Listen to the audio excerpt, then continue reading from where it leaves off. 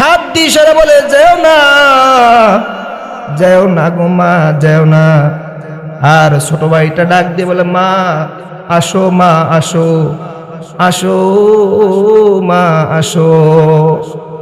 আরে আমার এলাকার যুবকগুলা, আমার দেশের যুবকগুলা বলে এই আমি একা কেন বাপ মারে খাওয়ামু, আমি কি দায় ঠেকছি নি?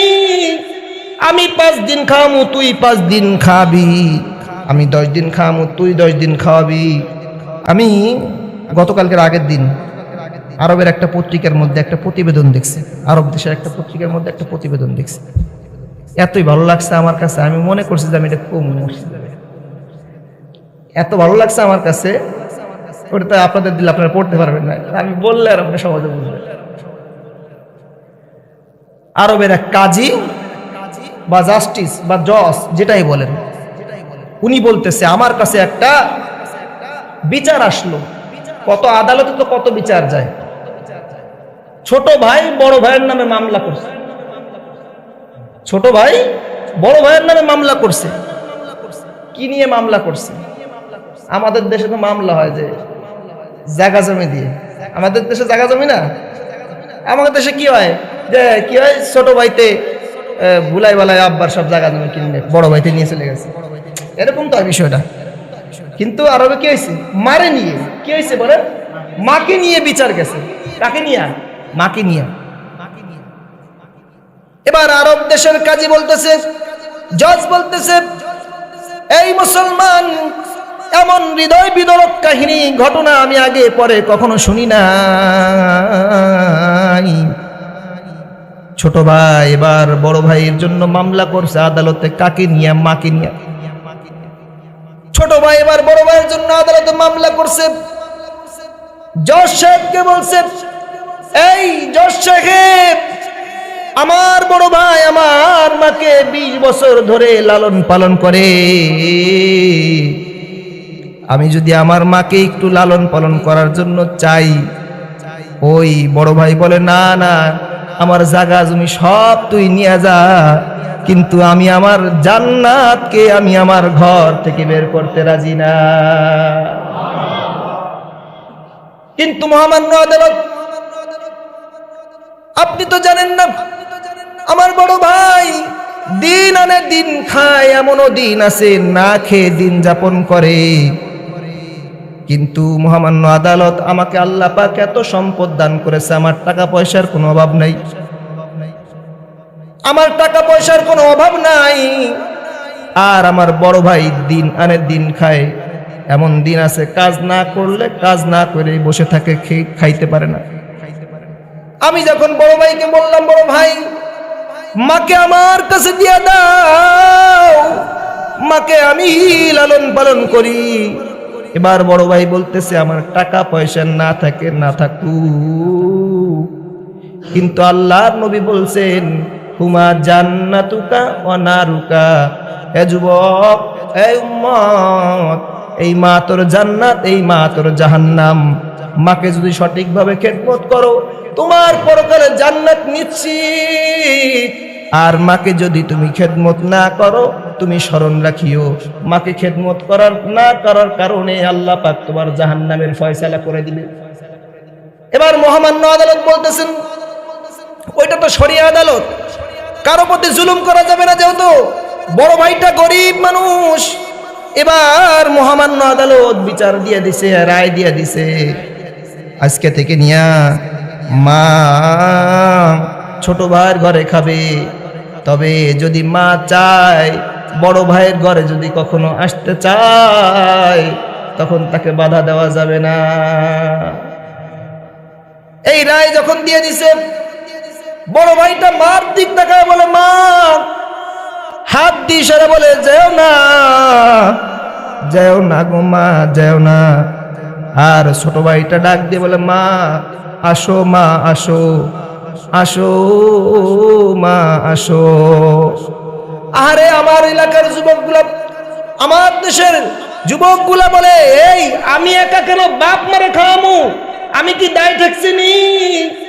আমি 5 দিন খাওয়ামু, তুই 5 দিন খাবি, আমি 10 দিন খাওয়ামু, তুই 10 দিন খাওয়াবি। আর এই যুবকগুলো এত পাগল, যে মারে কে কত খাওয়াবে, খাওয়ানোর জন্য পাগল হয়ে গেছে। আমাদের সমাজ তো এরকম, আমি একা খাওয়াবো কে? আমি কি বাপ মার সম্পত্তি একা ভোগ করি? তুইও তো খাস, তুই 10 দিন খাওয়াবি, আমি 10 দিন খাওয়াবো, এরকম বিষয় না। আরো বলতেছে কি, মা তুমি যাও না, আরো কোথাও আসো তুমি, কারণ ও জানে জান্নাতের খাজানা কোথায়। ওই জায়গা জান্নাতের খাজানা কোথায়? ওই জায়গায় জান্নাতের খাজানা। দোয়া করলে নাজাত, দোয়া করলে কি নাজাত পেয়ে যাবেন। কাবা ঘরের ইমাম আব্দুর রহমান আস-সুদাইস, আব্দুর রহমান আস-সুদাইস এত সুন্দর তেলাওয়াত, মোবাইলে সার্চ দিয়ে শুনবেন, তেলাওয়াত শুনলে দিলের রুহানিয়াত বেড়ে যায়। এত সুন্দর কণ্ঠ আল্লাহ দান করছে, এত সুন্দর তেলাওয়াত। এই কাবা ঘরের ইমামকে আল্লাহ মায়ের দোয়ায় ইমাম বানাইছে, মায়ের দোয়ায় বানাইছে, মায়ের দোয়ায় বানাইছে। কেমনে? উনার মা উনাদের বাড়ি হলো দাম্মামে, দাম্মাম শহরে। দাম্মাম শহর থেকে মক্কা কাবা ঘর প্রায় 1200-1400 কিলোমিটার দূর। এত দূর থেকে উনার মা ওনাকে নিয়ে তাওয়াফ করার জন্য কাবা ঘরে আসছে। তা উনার মা ওনাকে মাতাবে রাইখা উনার মা তাওয়াফ করতেছে। উনি ছোট্ট মানুষ, কাবা ঘর দেখা সহ্য করতে পারে নাই, বারবার খালি ওটা ধরতে যায়। 6 বছরের বালক, ছোট্ট মানুষ যারা, ওর তো আশ্চর্য জিনিসগুলা, ভালো জিনিসগুলা দেখি একটু ধরতে চায়। মা এবার তাওয়াফ করতেছে, আর ওই যে কাবা ঘরের ইমাম আব্দুর রহমান আস-সুদাইস মা তাওয়াফ করে, আর মা তাকে ওই যে ওই কোনায় এক জায়গা বসায় হয়ে গেছে। মা ওই ছোট্ট বালককে দেখতেছে, একবার তাওয়াফ করে দেখে জায়গা মতো যায়, আব্দুর রহমান আস-সুদাইস আর নাই। খুঁজতে খুঁজতে আবার দেখে কাবা ঘরের কালো গিলাফের সাথে হাত লাগায় টানাটানি করে। একবার মা তাকে ধমক দিছে, সন্তান তুমি এই ঘরের সম্মান রক্ষা করতে পারবে না, এই ঘরের সাথে তুমি বেয়াদবি করবা, এই কালো কাপড়টার সাথে বেয়াদবি করবা, এই জন্য তোমাকে আমি দূরে বসায় রাখছি, তোমাকে আমি এই জায়গায় আনি নাই। তুমি কেন বারবার এইখানে আসো? এবার একবার, দুইবার, তিনবারের মাথায় ওই আব্দুর রহমান আস-সুদাইস ডাক দিয়ে বলে, ওগো মা, তুমি কি দেখো না আমাদের দাম্মাম শহরে কত ঘর আছে, কিন্তু এই ঘরটার মতো কোনো ঘর আমি দেখি নাই। এই ঘরটা আমার কাছে এত ভালো লাগছে যে এই ঘরটা বারবার আমাকে তার কাছে টানতেছে। এবার ওই যুবকের মা আব্দুর রহমান আস-সুদাইসির মা একটা হাত আব্দুর রহমান আস-সুদাইসির হাতে মাথার মধ্যে দিছে, আর একটা হাত কাবা শরীফের গিলাফের উপর দিছে। এবার আল্লাহকে ডাক দিয়ে বলে, আল্লাহ, আমার এই ছেলেটা না তোমার অনেক মুহাব্বতের মানুষ, আমার এই ছেলেটা না তোমার ঘরকে খুব মুহাব্বত করে মালিক। আল্লাহ, তোমার যদি মনে চায় আমি মা দোয়া করে দিলাম, তুমি এই কাবা ঘরের বড় ইমাম তাকে তুমি বানায় দিও।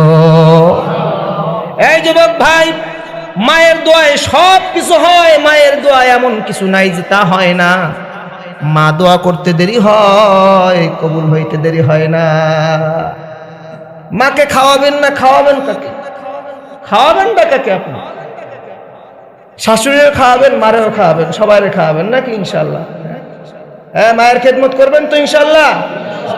সবাই করবেন ইনশাআল্লাহ। যাদের মা নাই, যাদের মা নাই, যাদের মা নাই তারা মায়ের জন্য সদকা করবেন, বাবার জন্য সদকা করবেন, যা পারেন ইনশাআল্লাহ। আল্লাহ আমাদের সকলকে, সকলের পিতামাতাকে যারা মৃত্যুবরণ করছে জান্নাতুল ফিরদাউস দান করেন, যারা জীবিত আছে সুস্থতার সাথে নেক হায়াত দারাজ করেন। আমিন।